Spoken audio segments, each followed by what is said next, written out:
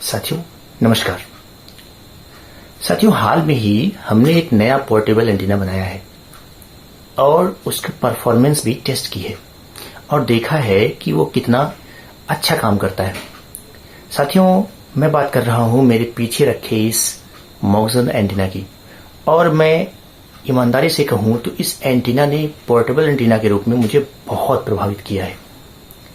साथियों एक वीडियो में हमने इसकी परफॉर्मेंस टेस्ट की थी और ये देखा था कि किस तरीके से ये 100 से लेकर 250 310 किलोमीटर जो अधिकतम दूरी पर प्राप्त योग्य स्टेशन है हमारे यहाँ, उन सबको ये अच्छी डायरेक्टिविटी के साथ किस तरीके से कैच कर रहा था। तो साथियों आज की वीडियो में हम जानेंगे इसके बारे में कुछ तथ्य।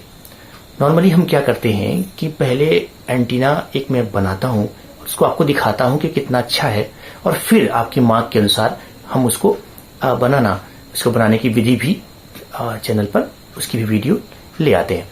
तो हमने जबकि इस मॉक्सन एंटीना की परफॉर्मेंस देख ली है, तो हम जब आज इसकी वीडियो में बात करेंगे इस एंटीना के संबंध में कुछ महत्वपूर्ण तथ्यों को भी, ताकि मैं आपको ये अवगत कराता चलूं कि ये क्या है, कैसे काम करता है, इसकी विश्वसनीयता क्या हो सकती है, टेक्निकल इसके जो टर्म्स हैं, डिटेल्स हैं वो क्या हैं।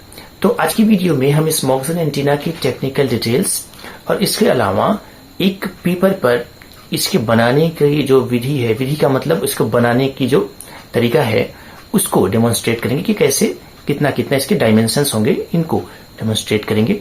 तो सबसे पहले मैं बात करता हूं इसके नाम की। जो इसका नाम है वो है 2 एलिमेंट ड्रिवन एरे। वास्तविक नाम इसका है 2 एलिमेंट ड्रिवन एरो, और ये 1952 में ये डिजाइन, जीनियस डिजाइन लेस मॉक्सन नाम के वैज्ञानिक ने दी थी, और उन्हीं के नाम पर इस एंटीना का नाम मॉक्सन एंटीना है। इस एंटीना में 2 एलिमेंट्स होते हैं, एक होता है इसका ड्रिवन एलिमेंट और दूसरा होता है रिफ्लेक्टर। साथियों ये आगे से बगल से मुड़े होते हैं, जिसके नाते ये इसकी पोर्टेबिलिटी बहुत बढ़ जाती है, यानी कि ये कम स्थान घेरता है और किसी भी डाइपोल एंटीना की अपेक्षा कम स्थान घेरता है, और प्रदर्शन भी आश्चर्यजनक रूप से बहुत बेहतर है। अगर बात करें एंटीना की गेन की, आप सोचेंगे गेन क्या होता है। गेन का मतलब ये है, मोटे तौर पर ये आप ये समझें कि वो कितनी दूर की जो दूरी है उसमें उपस्थित रेडियो तरंगों को बूस्ट करके आपको दे सकता है। तो बूस्ट करने का जो उसकी एक क्षमता है, उसका आप मानक समझ लें कि ये होगा। इसका गेन नॉर्मली 7 से 14 डीबी के आसपास होता है। अगर आप इसको अच्छे से बनाएंगे तो 9 डीबी 8 डीबी के आसपास इसका जो लिखित रिसेप्शन है, वो इसका जो गेन है वो दिया जाता है। मुझे ये लगता है अगर 2 एलिमेंट या एंटीना 6 डीबी के आसपास भी गेन दे तो वो बहुत अच्छा है। साथियों बात करें इसके इम्पीडेंस की। इम्पीडेंस का नाम आप बीच बीच में सुनते आते हैं जब हम एंटीना की बात करते हैं। तो जब हम मैचिंग करते हैं, और अब में से तमाम दोस्त इम्पीडेंस मैचिंग के बारे में ख्यालात रखते हैं, उनको पता है कि क्या होती है, कैसे की जाती है। इसी के लिए हम एक 4 to 1 बैलेंस भी बना चुके हैं अपने 9 एलिमेंट यागी एंटीना के लिए। तो साथियों इसकी इम्पीडेंस होती है 50 ओम, और जो RJ58 केबल होती है उसकी 50 ओम होती है, RJ59 की 75 ओम होती है, RJ6 केबल जो इजिली उपलब्ध है, मैं उनके नाम ले रहा हूं, 75 ओम होती है। यानी कि अगर आप सीधे RJ केबल को इसके एलिमेंट से लगा दें और रेडियो से जोड़ दें तो आपको जनरली किसी प्रकार की इम्पीडेंस मैचिंग की कोई जरूरत नहीं है। आप ये सोचेंगे कि इससे फायदा क्या होगा। इम्पीडेंस मैचिंग जरूरी तब हो जाती है क्योंकि अगर ये मैचिंग, जितना ये मिसमैच होगा उतना पावर ट्रांसफर कम होगा। मान लीजिए कि हम किसी चीज में इनपुट कर रहे हैं 4 का और वो आगे जाके 2 ही पहुंचता है, तो हम हाफ लाभ ही, मतलब आधा लाभ ही हमको मिल पा रहा है। यानी कि अगर इम्पीडेंस मैचिंग ठीक से ना की गई हो तो रेडियो का रिसेप्शन कतई अच्छा नहीं मिलेगा। सबसे जो अच्छी बात, सबसे लुभावनी और सबसे प्रभावी बात लगी वो मुझे इसमें यही लगी कि इसका इम्पीडेंस सिर्फ 50 ओम है और इसमें इम्पीडेंस मैचिंग का कोई दिक्कत यानी कोई समस्या नहीं है। इसके अलावा अगर इसके बैंड विड्थ की बात करें, बैंड विड्थ क्या होती है? जैसे यागी एंटीना होता है, बैंडविड्थ का मतलब आप ये समझें मोटे तौर पर कि जैसे मान लीजिए कि यागी एंटीना, क्योंकि एफएम का जो रेंज है वो 88 मेगाहर्ट्ज से लेके 108 मेगाहर्ट्ज के बीच में है, तो उसकी जो बीच की फ्रीक्वेंसी 98 लेते हैं। तो यागी एंटीना जब 98 मेगाहर्ट्ज के लिए हम ट्यून करते हैं तो 98 पे तो बहुत अच्छा रिसेप्शन देगा, लेकिन जैसे जैसे उससे दूर होता जाएगा, यानी कि 97, 96 ऐसे कम होता जाएगा या फिर ज्यादा 99, 100, 101, वैसे वैसे उसकी क्षमता कम होनी जाएगी उन तरंगों को रिसेप्ट करने की, एकत्रित करने की, रिसीव करने की। तो ये होती है, अगर ये जितना दूरी पर जाने पर जितना कम होता जाए, हमें मानेंगे कि बैंडविड्थ उतनी कम है।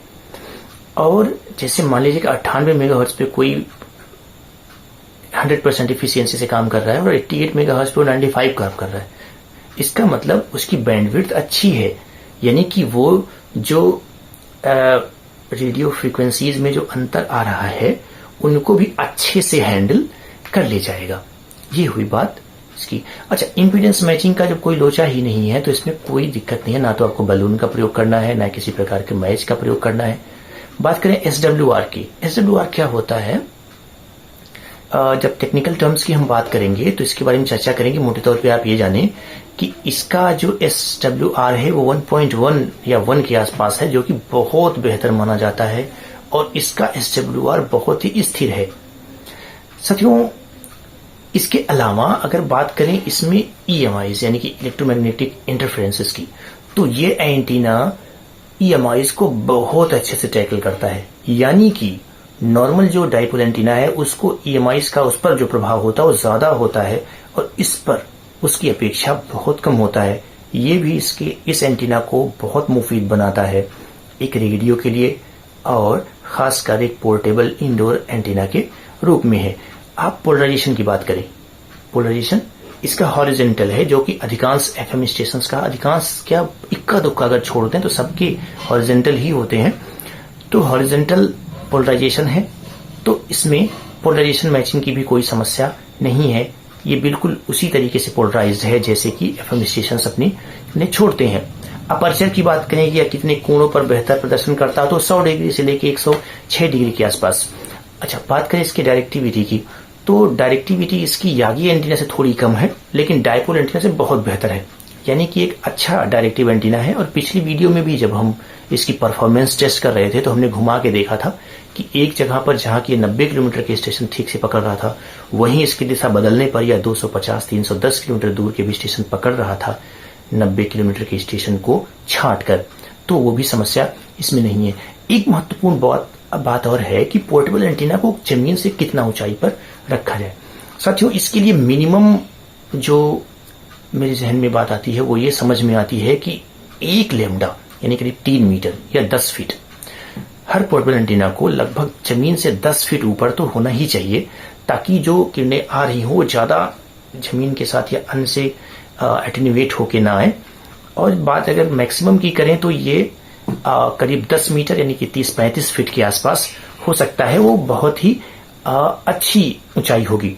इसके अलावा इस एंटीना को आप इंडोर्स में पोर्टेबल एंटीना के रूप में यूज कर सकते हैं। हैम रेडियो ऑपरेटर्स के बीच मॉक्सन एंटीना बहुत पॉपुलर है। तो साथियों, ये रही मॉक्सन एंटीना की टेक्निकल डिटेल्स, और अभी हम एक पेपर पर देखेंगे कि इसके डायमेंशंस क्या क्या होते हैं, और आगे अगर आपकी मांग होगी तो फिर हम इसको बनाने की प्रक्रिया से भी एक बार गुजरेंगे। तो साथियों, देखते हैं कि इनके डायमेंशंस कैसे कैसे होते हैं। साथियों, अब बात करते हैं इस मॉक्सन एंटीना के डायमेंशंस की। साथियों, ये जो मॉक्सन एंटीना का डायमेंशन है ये फ्रीक्वेंसी 98 मेगाहर्ट्ज के लिए मुफीद है, बनाया गया है। साथियों, अब आप अपनी स्क्रीन पर देख रहे होंगे कि एक ग्रीन और एक ब्लू, 2 एलिमेंट्स, जैसा मैंने पहले भी आपको बताया कि इसमें 2 एलिमेंट्स होते हैं, एक रिफ्लेक्टर और एक ड्रिवन एलिमेंट। ग्रीन से हमने ड्रिवन एलिमेंट को बनाया है और ब्लू कलर में जो दिख रहा है वो है इसका रिफ्लेक्टर। ड्रिवन एलिमेंट ही स्टेशन की दिशा में होना चाहिए। साथियों, आप देख रहे होंगे कि दोनों एलिमेंट सिरे से मुड़े हुए हैं। मॉक्सन एंटीना इसी तरीके से बनाया जाता है। ये सिरों पर मोड़ा गया होता है, जिससे ये कम जगह घेरता है और साथ में इसका परफॉर्मेंस भी बेहतर हो जाता है। तो जो इसके डायमेंशंस की बात करें तो जो इसका ये ड्रिवन एलिमेंट है, जिसकी फीड लाइन यहाँ पर होगी इन दो बिंदुओं पर, इसकी जो यहाँ से यहाँ तक लंबाई है, इसको अगर ए मान लें तो 104 सेंटीमीटर। सामने की लंबाई को ही मैंने ए से नोट किया है क्योंकि ये भी 104 सेंटीमीटर होगी। सामने के दोनों जो लंबाई होंगी ये 104 सेंटीमीटर होंगी। इसके अलावा ड्रिवन एलिमेंट में जो मोड़ होंगे वो 15.8 सेंटीमीटर लंबे होंगे।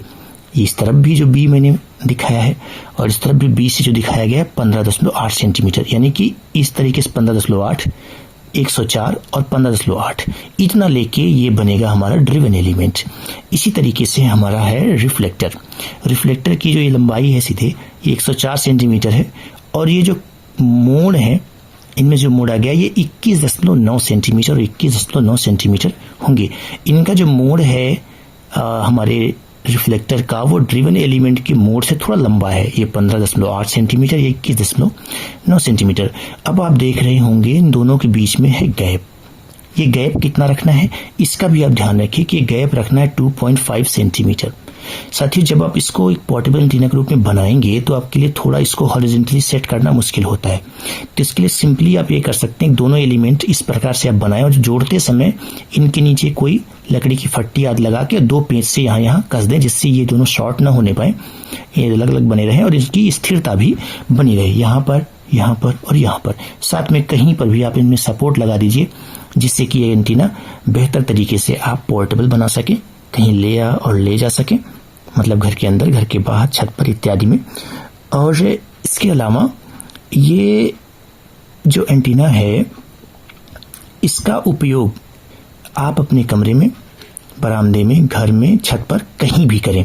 साथियों इसको आप कोशिश ये करें कि कम से कम इसकी ऊंचाई जमीन से, जैसा मैंने पहले भी जिक्र किया, कि 10 फीट के आसपास हो। हालांकि जरूरी नहीं सिर्फ 10 ही हो, मतलब 10 के थोड़ी ज्यादा थोड़ी कम हो सकती है, उतने के आसपास अगर आप रखेंगे तो ये बहुत ही बेहतर रिसेप्शन देता है। और एक वीडियो में हमें देखेंगे कि इसका इंटरनल मतलब इंडोर्स में रिसेप्शन कैसा है। तो साथियों ये है इसका डायमेंशन, आप इसको ABCD से दिखाया गया है, आप इसको देखें, इससे बनाने की कोशिश करें। अगर बनाने में कोई समस्या हो तो आप कमेंट करिए। इसके जो मैन्युफैक्चरिंग की, इसके जो बनाने की विधि है, तरीका है, वो भी आपको दिखा दिया जाएगा।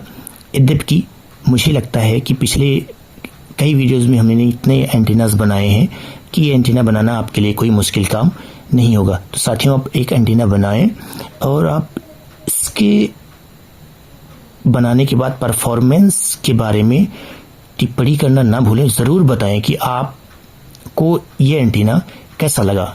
नमस्कार।